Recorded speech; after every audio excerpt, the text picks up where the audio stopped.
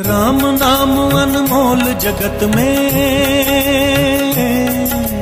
राम नाम अनमोल जगत में, प्राणी कर ले ध्यान के बेड़ा पार करें हनुमान, बेड़ा पार करें हनुमान, पार करें हनुमान, बेड़ा पार करें हनुमान, पार करें हनुमान, बेड़ा पार करें हनुमान। हनुमान जी को आकाश में बिना विश्राम लिए लगातार उड़ते देखकर समुद्र ने सोचा कि ये प्रभु श्री रामचंद्र का कार्य पूरा करने के लिए जा रहे हैं। किसी प्रकार थोड़ी देर के लिए विश्राम दिलाकर इनकी थकान दूर करनी चाहिए। उसने अपने जल के भीतर रहने वाले मेनाक पर्वत से कहा, मेनाक, तुम थोड़ी देर के लिए ऊपर उठकर अपनी चोटी पर हनुमान को बिठाकर उनकी थकान दूर करो। समुद्र का आदेश पाकर मेनाक प्रसन्न होकर हनुमान जी को विश्राम देने के लिए तुरंत उनके पास आ पहुंचे। उसने उनसे अपनी सुंदर चोटी पर विश्राम करने के लिए निवेदन किया। उसकी बातें सुनकर हनुमान जी ने कहा, मेनाक, तुम्हारा कहना ठीक है, लेकिन भगवान श्री रामचंद्र जी का कार्य पूरा किए बिना मेरे लिए विश्राम करने का कोई प्रश्न ही नहीं उठता। ऐसा कहकर उन्होंने मेनाक को हाथ से छूकर प्रणाम किया और आगे चल दिए।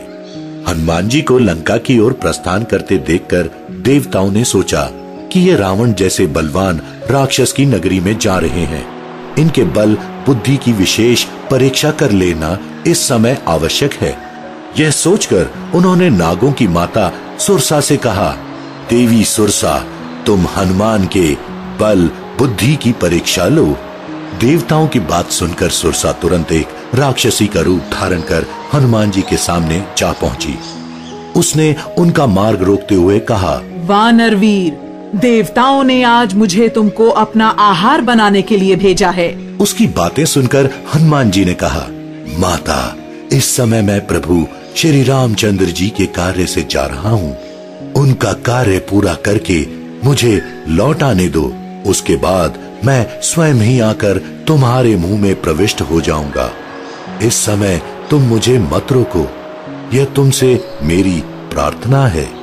लेकिन वे किसी प्रकार भी उन्हें जाने न दी। अंत में हनुमान जी ने क्रुद्ध होकर कहा, अच्छा तो लो, तुम मुझे अपना आहार बनाओ। उनके ऐसा कहते ही सुरसा अपना मुंह 16 योजन तक फैलाकर उनकी ओर बढ़ी। हनुमान जी ने तुरंत अपना आकार उसका दूना अर्थात 32 योजन बढ़ा दिया। इस प्रकार जैसे जैसे वह अपने मुख का आकार बढ़ाती गई, हनुमान जी अपने शरीर का आकार उसका दूना करते गए। अंत में उसने अपना मुंह फैलाकर 100 योजन तक चौड़ा कर लिया। तब हनुमान जी तुरंत एक मच्छर के बराबर होकर तथा उसके उस 100 योजन चौड़े मुंह में घुसकर कान के रास्ते बाहर निकल आए। उन्होंने आकाश में खड़े होकर सुरसा से कहा, माता, देवताओं ने तुम्हें जिस कार्य के लिए भेजा था वह पूरा हो गया है। अब मैं भगवान श्री रामचंद्र जी के कार्य के लिए अपनी यात्रा पुनः आगे बढ़ाता हूँ। सुरसा ने तब उनके सामने अपने असली रूप में प्रकट होकर कहा, महावीर हनुमान, देवताओं ने मुझे तुम्हारे बल बुद्धि की परीक्षा लेने के लिए यहाँ भेजा था। तुम्हारे बल बुद्धि की समानता करने वाला तीनों लोकों में कोई नहीं है। तुम शीघ्र ही भगवान श्री रामचंद्र जी के सारे कार्य पूर्ण करोगे, इसमें कोई संदेह नहीं है। ऐसा मेरा आशीर्वाद है।